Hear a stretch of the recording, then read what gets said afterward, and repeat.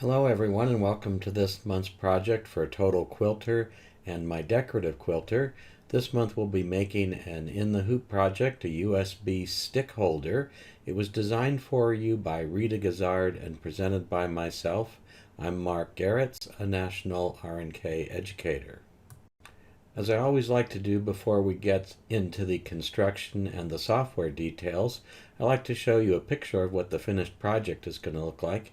You can see it's a stick holder for 6 USB sticks or thumb drives, and it folds over with a Velcro closure to protect them and to keep them in place. So let's go ahead and get started with the software portion of this month's project. Now, some of you will have Total Quilter and some of you will have my Decorative Quilter 2. If you have my Decorative Quilter 2, for the software section of this project, you're going to want to follow the instructions that you downloaded in the printed instructions or the PDF file that came with this month's project. What we're going to be presenting here today in the video is our instructions for Total Quilter. So again, if you have Total Quilter, follow along. If you don't, then you're going to want to refer to the printed instructions. So the first thing we're going to do is we're going to start a new window, and go ahead and do that by clicking New if you haven't already done that. And the next thing we're going to do is we're going to get our grid set up and our screen set up so that we're all on the same page, both figuratively and literally.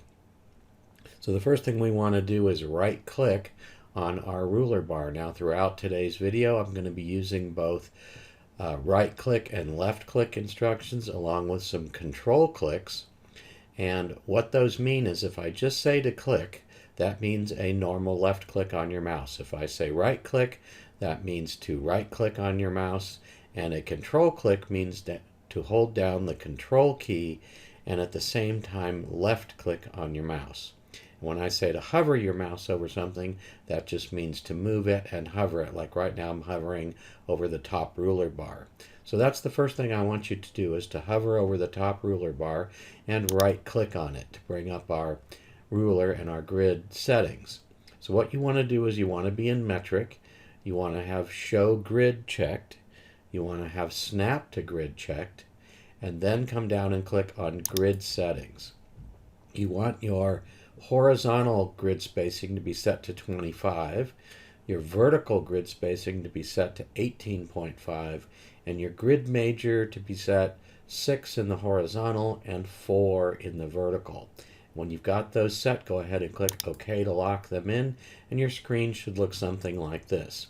You may want to zoom in so that, or out, so that what you can see is these 3 vertical grid lines and these 3 horizontal grid lines, so that you could see clearly this square of 4 major grid sections here. Okay, so you want to see those lines like that. The next thing we're going to do is we're going to select a thread chart, and the way we do that is come down here to our thread selector tool, our select thread chart button, click it, and you'll see a variety of thread charts to choose from. The one we're going to use is Floriani Cotton, so I want you to click that if you haven't already. And this is the Floriani Cotton palette here. Now the reason that we're using that thread chart isn't that we actually want you to stitch this project with it. In fact, what we're going to be using is our normal embroidery thread most likely. But the reason we like this for constructing the project in the software is it has very few color selections, so it's easy to go back and forth between certain colors without having to hunt all over the bottom for it if this was filled up with our normal 360 colors, for example.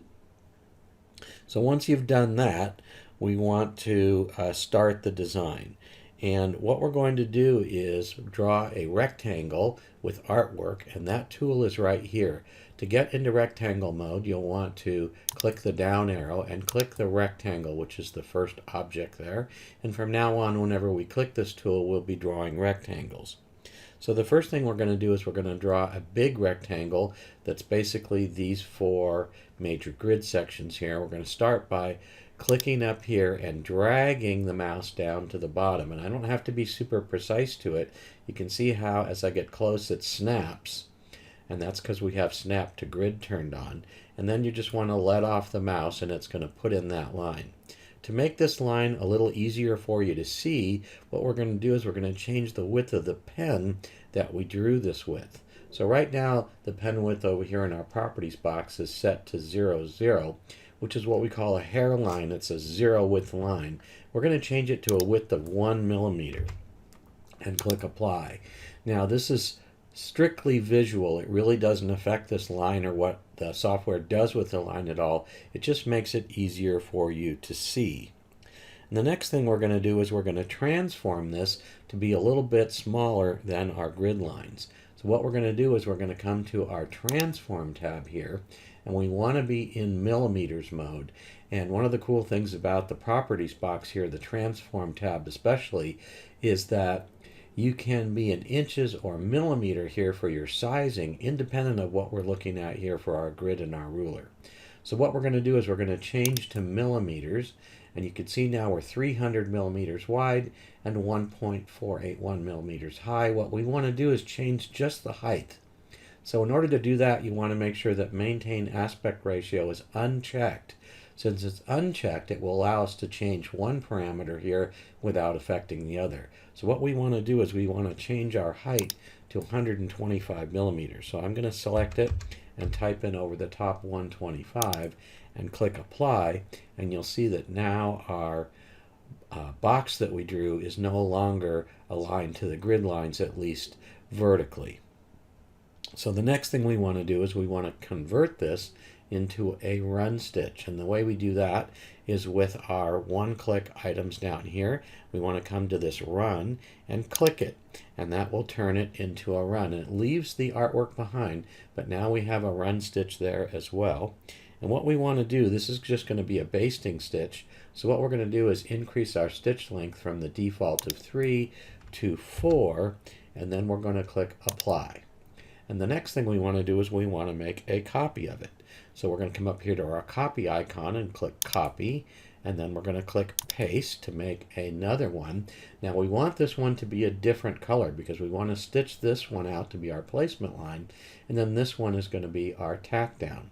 So what we're going to do is change the color by coming down here to the charcoal and click it, and now that one's going to be charcoal, and you can see now we've got two color changes in here. So this will cause the machine to stitch this one and then stop, so we can put down our fabric and then go ahead and stitch again. So what we're going to do now is we're going to create our section for the pockets, and to do that we're actually going to draw in some run stitches. To do that, what we're going to do is come up here to our run stitch icon and click it, and that's going to allow us to input the run stitches for our pocket.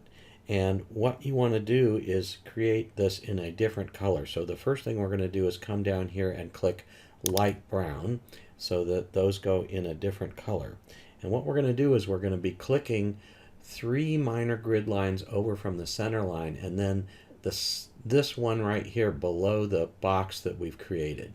So we're not going to be clicking on this box, but we're going to be clicking right here. We're going to come down to the same kind of measurement up from the bottom. We're going to go over all the way over here to the right and then up here, and then that will end our stitching. So we're going to come here and we're going to click. We're going to come down here and we're going to click. We're going to come all the way over here, so again 3 over from the center line that way, and click, and then back up to the top and click, and then we are going to right click on it to lock that in.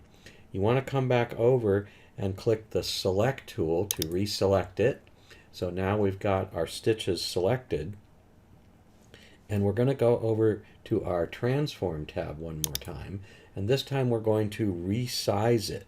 And again, your maintain aspect ratio should be off. We want to make this 125 millimeters high. So what we're going to do is put in 125 and click apply. Before I do that, look at the height of this now. We want it to actually be out here, but because we had snap to grid turned on, it's difficult to get it here. So we're doing it with a transform. So watch when I click apply, you can see that it changes the height to make it fit perfectly. So now what we want to do is put in another set of run stitches, And these are going to again be here to here and another one here to here, and we're going to do that again by reselecting our run stitch icon.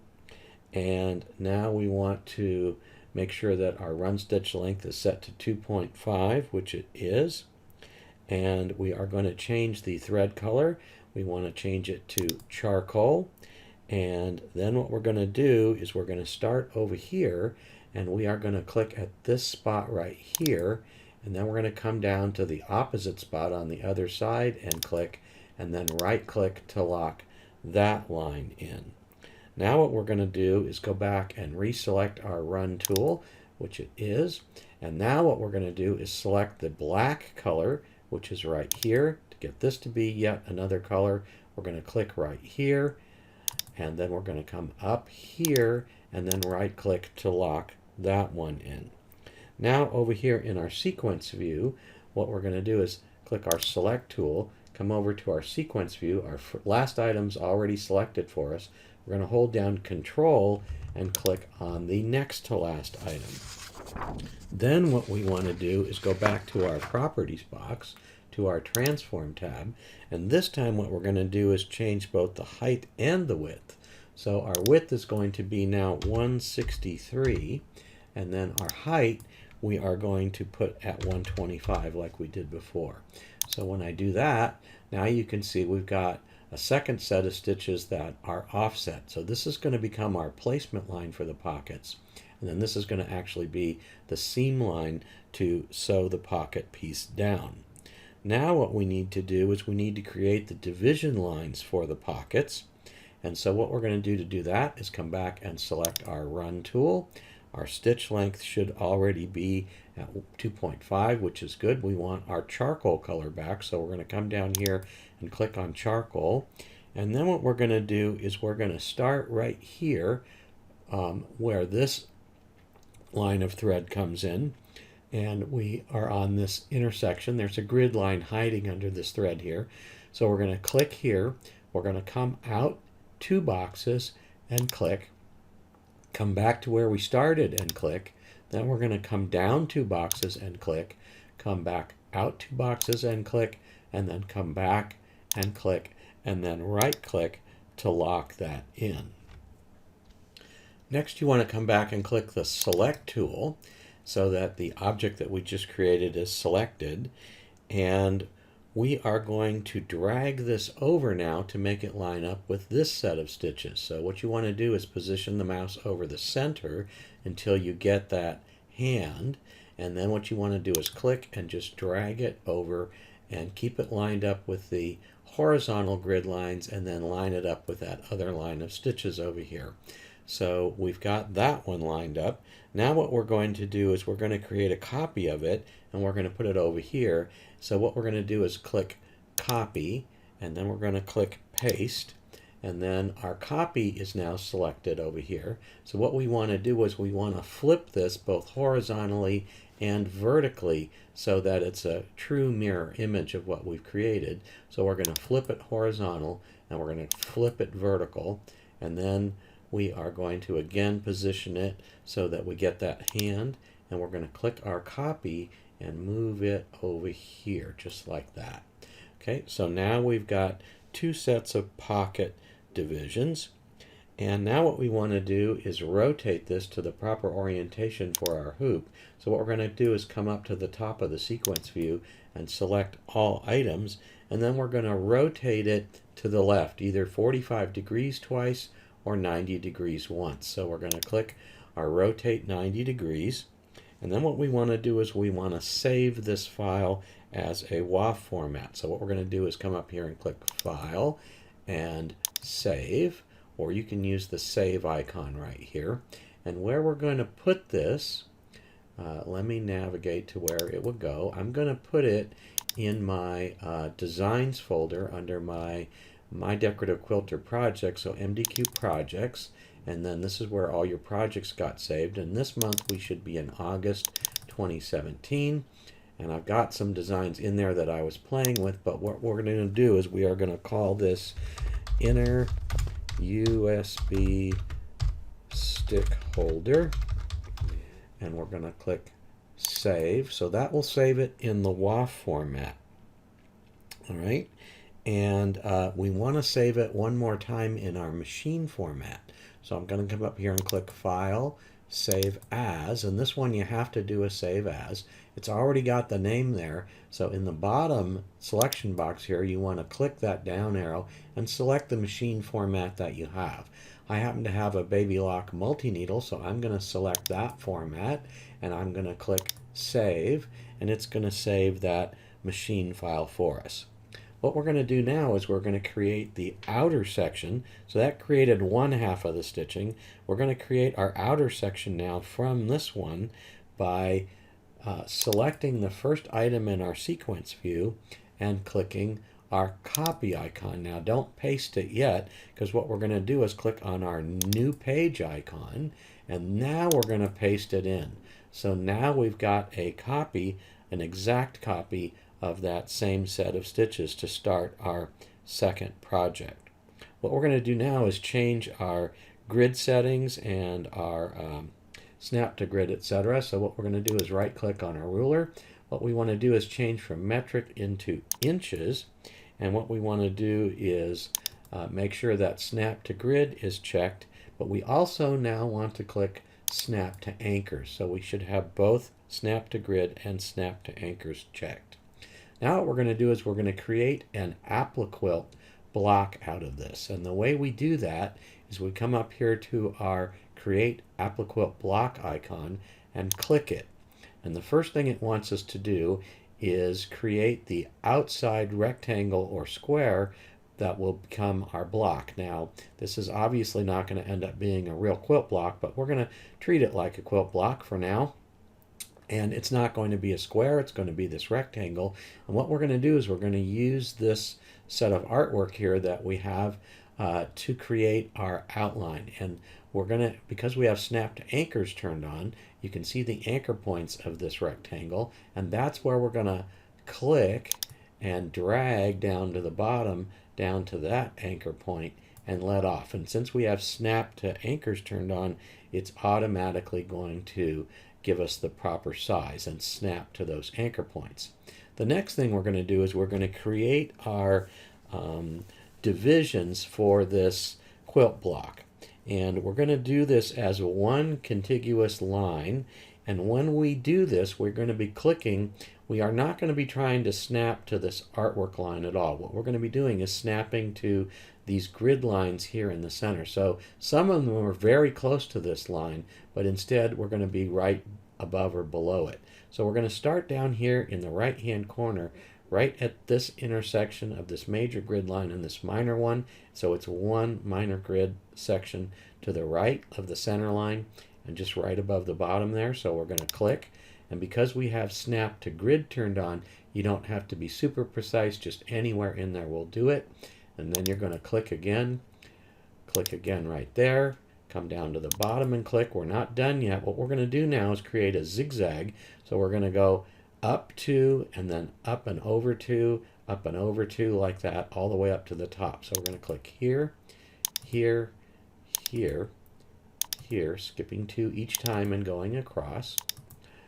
And finally back up here. Now we're going to come straight across to here, and we're going to repeat the same thing but heading down. So we're going to come over here and click, etc. So you can see we're creating this zigzag pattern here. And finally, we're going to come down and lastly click one more time on this bottom point. And when you get to there, now we're going to right click to tell it we're done. And you can see that it's created for us this Applicant block now. Now the next thing we're going to do is we're going to start filling this with both decorative stitches and with our motif stitches. And so the way we're going to do that, to select a part of an Applicant block, we have a very special selection tool. It's this one right here. It's called the Applicant Object Selection Tool.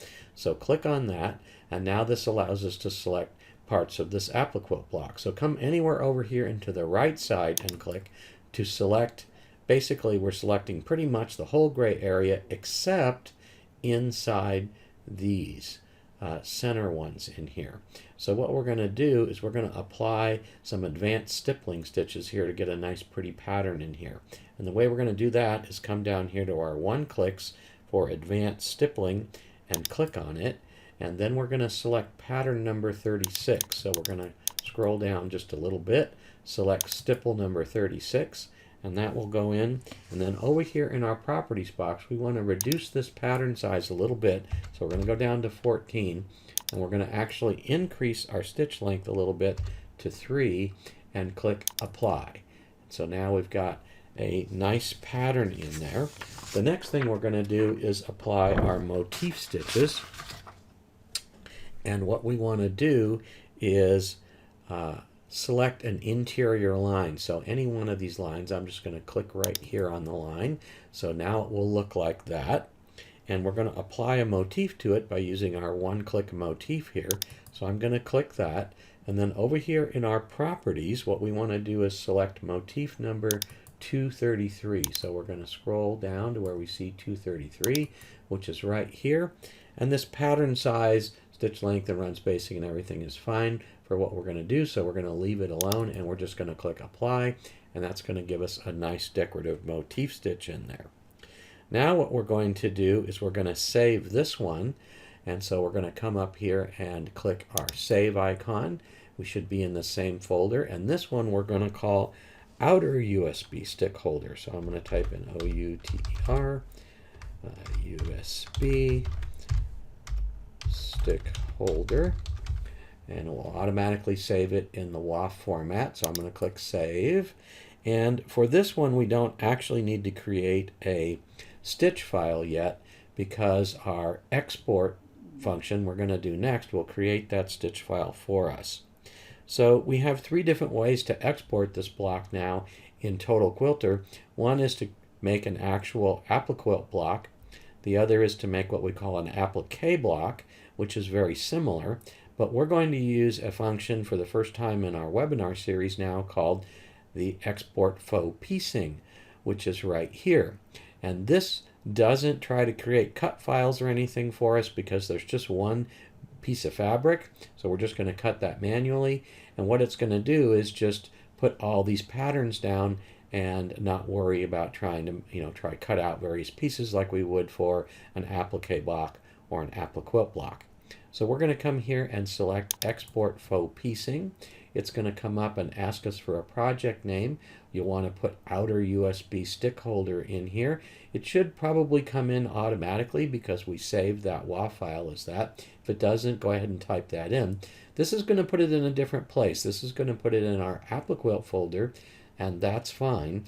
What you want to do is change your seam allowance from the default of 1/4 inch to 0 because we're not going to be really using a seam allowance in this. In your stitch file format, here you'd like to select the file format that you need by clicking the drop down and selecting from all those possible formats. I'm going to leave it on what the default was here because that's the type of machine I have. You want to make sure that Save WAV file is checked, so we save the WAV file one more time, and then you also want to click As Digitized, and that will make sure that the stitching sequence goes into the file the way we did it, okay? And then lastly, go ahead and click Export, and when you do that, it's going to export in our outer USB stick holder folder, so it's under the design folder, but it's going to be an Appliquilt outer USB stick folder, and you're going to get an image of it. You're also going to get your WAF file, and you're going to get a stitches file. And we're going to come back and edit that stitches file in a second. So you can go ahead and close this window. And what we're going to do now is we're going to go ahead and modify that stitch file. So we need to open that stitch file. Now the reason I didn't click on it in that window that's there is because I also have Total Control installed, and that's the default for opening up my stitch files, and so it would open in the wrong program. We want to open it up back in Total Quilter. So the next thing we're going to do is we're going to actually load in that stitches file that we just created in the export function. So we're going to do that by clicking our Open. We're going to go to the folder where it got saved, and I'll show you where that is. It will be in C, Floriani Designs Appliquilt Outer USB Stick Holder. And you want to click the stitches file because that's what we want to open. Now, I did it in PES, so that's what I have. If you chose a different machine format, then you'll have a different one. So go ahead and click that and click Open, and it will bring that up into a new window. The next thing we want to do is we want to change our ruler bar. We want to right click on it, and you want to make sure that all your snap to grid lines, snap to guidelines, and other things is turned off. So you can see mine is turned off. And if that's okay, we are going to go now to our sequence view and click the very first item. And we're going to come over to our transform tab because we want to make this smaller, because this is going to end up becoming our placement line and our tack down line for our batting. So we want to first of all change from millimeters into inches, so we're going to click that. We want to change our width to 4.5, and you want to make sure before you do any of this that maintain aspect ratio is unchecked, which it should be because we haven't had it checked. And then you want to change your height to 11.5. So we're going to 4.5 and 11.5 and clicking apply. And now you can see we've got a smaller line in all the directions. The next thing we're going to do is make a copy of this. So we're going to come up to our copy icon and click it, and then we're going to click paste. And now we've got 2 runs down here at the bottom. What we want to do is take this last run, which should be selected, it's the one we just created, and drag it up so it's over the top of the first one here, and then let off. So now we've got it coming in as the second item, which is what we want. Now this second item, this is going to become the tack down. The first one was our placement. And to tack down the batting, we don't want a run stitch, we want a different kind of stitch. So we're going to change this into a motif.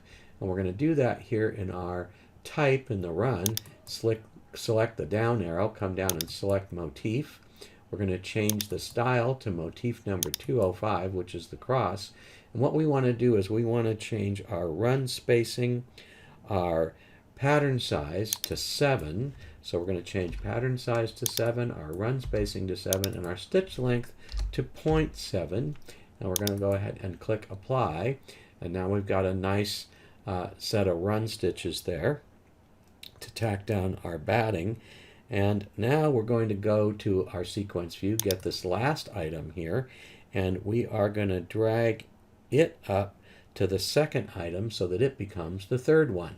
So we're going to click and drag it right here on top of the second item, let off the mouse. Now it's number 3 in the sequence. Once again, we need to make a copy of that, so we're going to click copy and paste, and now it is our new item that we created is now the last one. So what you want to do is right click on that last item, and we're going to use a command called hide other, which is right here. So what we're going to do is click that, and it's going to hide all those other stitches so that we're not bothered by them out here when we put some other things in. And now what we want to do is change the properties of this from a single run into a double run. So we're going to change that to a double run. We want to change our stitch length to 2.5. So I'm going to change it to 2.5 and click apply. Now what we need to do is we need to make a hole in this, because this is going to become the seam line that sews the sections together, but we need a hole in it in order to turn the whole thing inside out once we take it out of the hoop and trim it up. So the way we're going to do that is come over here and select our shape tool, which is going to allow us to split this into different objects. So what we want to do, we want to come like on this yellow line right here, one minor division down from this major one, so kind of right in here. And what you want to do is right click there, and you'll get a little menu that pops up, and select split line. We're going to repeat that again on the opposite side, so one division up here, right click and say split line, and that's going to actually split it into 2 objects, this run stitch and this run stitch. So what we want to do is come to our sequence view and select the last one, because we really don't want that one, and we're going to delete it. Now you can delete it a bunch of different ways. You can press the delete key on your keyboard, you can right click on it and say delete, or you can come up here to the cut icon and cut it like that. So now we've got a stitch line that kind of goes around like this and has a gap here in the center where we can turn it inside out. The next thing we want to do is create our tack down and our stitching for our Velcro closure. To do that, we're going to set up our grid and ruler just a little bit differently. So we're going to right click on our top ruler. We're going to come down to make sure that show grid is on, which it should. We want to turn on snap to grid, and we're going to right click on it one more time and click grid settings to go to our grid settings. And now what we're going to do is we are going to change our spacing horizontally to 0.45. So I'm going to put in 0.45. Vertically, we're going to be at 0.2. So I'm going to put in 0.2. And our grid major wants to be at 5 and 19. So we're going to put in 5 and 19 and click OK. You can see now we've got a tighter grid. Now what we're going to do is we're going to put in some run stitches so that we can create our placement and tack down lines for our Velcro closures. To do that, we're going to come up and select our rectangle tool. If it's not a rectangle, you want to click the down arrow and select rectangle. We're going to draw our first one right in here. So it's going to go right in here. So it's going to be on this major grid line, one box out. And we're going to draw a box that's one box the other direction and two boxes down. So we're going to start right up here, and we're going to click and drag our box, and because we have snap to grid turned on, it's going to snap right in there for us. We're going to repeat the same thing but kind of opposite right in here. So we're going to once again select our rectangle, come up here and draw another rectangle right there. So now we've got two artwork rectangles, and what we need to do now is convert them into stitches. We're going to do that all at the same time. So we're going to come and select this last one, which should automatically be selected. Hold down Control on our keyboard and Control click on the next to last item. And that's going to give us our two boxes selected at the same time. We're going to convert them both to runs by clicking on our run icon.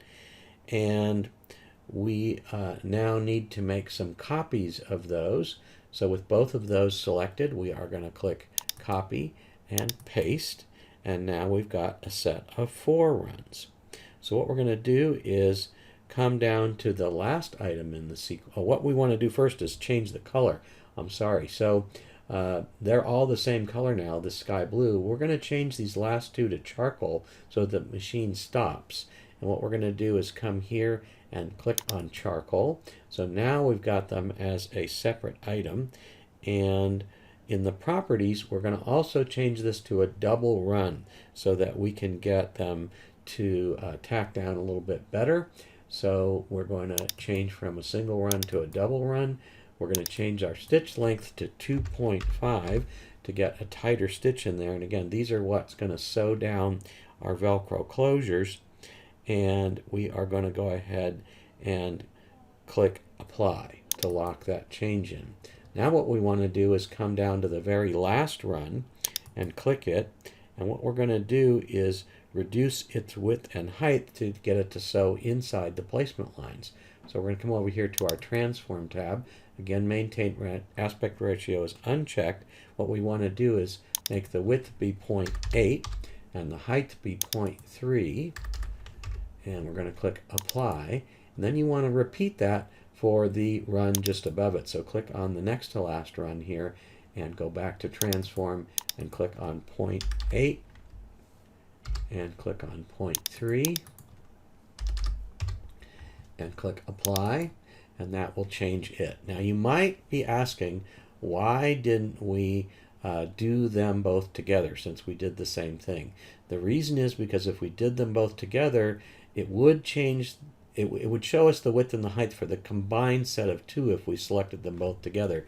And if we did figure out what we needed to change that width and height to, it wouldn't have changed it in the center of this other thing. They would have changed on their own center, which would have been down here. And we wanted them to change within their own center here, so it was centered in what we created before that. So that's why we did it that way. The only other thing we need to do now is click on our seam that we created. So this closes the whole thing up. So this is the item you want to select right here. We need this to stitch out the last thing. So what we're going to do is right click on it, and you'll get a menu that shows up, and one of the items is move. If you hover over move, you will see that there's a bunch of selections, and what we want to do is hover over those selections, hover over where it says last, and click last, and that's actually going to move it all the way down to the very, very end. So what we want to do now is we want to actually go ahead and save this, and we're going to save it again in our stitch format. So what we're going to do is come up here and we're going to click File, Save As, and we're actually going to give it a different name because we want to keep our original intact. There's no need to save this as a WAF, so we're going to click our drop down, select our stitch format, and instead of saving it as outer USB stick holder stitches, which is already there, we're actually going to click in this name area, and we're going to put in the word final outer USB stick holder stitches, and we're going to click save. And if you wanted to save it in a WAF file, you actually can. And so that completes the software details for this month's project. So we're going to get started now with the construction details, and to begin with, let's go over the materials that you're going to require. You'll need some Floriani nylon no-shell mesh stabilizer, Floriani embroidery batting. For thread, you'll want some Floriani embroidery thread for the top, and Quilter Select Paracotton Poly bobbin thread for the bottom. You want to choose colors that work well with your fabric choices. You'll need a 7/8 inch sticky back Velcro square, both the loop and the hook parts of the square. You'll need to have a 6 by 12 inch or 150 millimeter by 300 millimeter or larger hoop size, and also helpful will be an R&K precision turning tool. For fabric details, you're going to need one 5.5 by 12.5 inch piece for the inside background fabric, one 5.5 by 12.5 inch piece for the outside background fabric, two 4.5 by 5.5 inch pieces for the USB stick pockets, and one 4.5 by 11 inch piece of Floriani embroidery batting. Now these can be all the same color fabric or different colors depending on your preference. Before we start embroidering, it's important to remember that most of the color changes in this design are there to make the machine stop between the steps, and you have the option of leaving the same thread in or changing it as desired. But if you have one of the multi-needle machines, you're going to want to use the machine controls to insert stop commands to make the machine stop between colors. Otherwise, it's just going to zoom on to the next color when we want it to stop. So to embroider the design, we're going to begin by loading the inner USB stick holder design into your machine. Hoop up a piece of Floriani nylon no-shell mesh, get it nice and tight, attach the hoop to the machine, and stitch out the first color, which will be the placement line for our fabric. Next, you'll want to center the 5.5 by 12.5 inch inside background fabric piece over the placement lines. You want it right side up, and then go ahead and stitch the next color to base the fabric to the stabilizer. Stitch the next color, which will become the placement lines for the pocket pieces. Fold both of the pocket pieces in half with the wrong sides together and then press them, and then place both pieces on the background fabric, aligning the raw edges along the placement lines, and the folded edges should be facing outwards. Stitch out the next two colors, which will stitch the pocket fabric pieces to the background fabric. Next, we want to firmly fold the pocket over the seam line towards the inside and then press in place. Stitch the next color to create the pocket divisions for the individual USB sticks. Remove the design from the hoop and then trim it to 5.5 by 11.5 inches. Now we're going to stitch out the second half of the project, so go ahead and load the final outer USB stick holder stitches design into your machine. Hoop a piece of Floriani nylon mesh, again nice and tight, attach the hoop to the machine, and stitch the first color, which will be the placement line for our batting. Center the piece of batting within the placement lines, and then stitch the next color to tack down the batting. Next, you want to center the 5.5 by 12.5 inch outside background fabric over the batting. Stitch the next color to tack down the fabric. If desired, change the thread color for the decorative stitching, then go ahead and stitch that next color for the decorative stitching. Once again, you can change the thread color for the motif stitching, or you can leave the same color in like we've done here, and then go ahead and stitch out that next color to stitch the motif. Stitch the next color, which will be the placement lines for our Velcro. Cut the Velcro square in half and peel the backing from the Velcro pieces. Stick the loop side within the top placement lines and stick the hook side within the bottom lines, and then stick to the next color to attach the Velcro. Next, you want to get the previous stitch out, the inner USB stick holder, and center it over the project right sides together. Now stitch out the next color to stitch the two sides together, and that ends our stitching, so go ahead and remove it from the hoop. Trim a scant 1/4 inch around the design, except leave a 1/2 inch at the opening, as you can see here, and then trim the corners to make them easier to turn out. Turn the project inside out and then push out the corners using an R&K precision turning tool. Tuck the excess fabric to the inside at the gap and press the edges.